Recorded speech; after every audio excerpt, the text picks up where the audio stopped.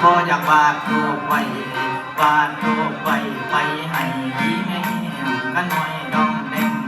หน่อยดองเด้งให้ไอ้เตี้ยจากเสียงอายสิกายหอดเทียนเตียงเทียนไปนอนทอดกินบ่เป็นพี่หมอลำก็ว่าที่ปอดกันนอนบ่หลับพี่หมอลำก็ว่าที่คอพี่หมอลำก็ว่าที่คอหอมบ่หอมก็ว่าที่ตุ่มบ่หอมก็ว่าที่ตุ่มตุ่มนอนยุ่งยังคืนน้อยดอกมันหน้าหนวลหน้ามันหน้านวลหน้าอย่าป่าอย่าไรกันเด้ออย่าป่าอย่าไรดอกกัน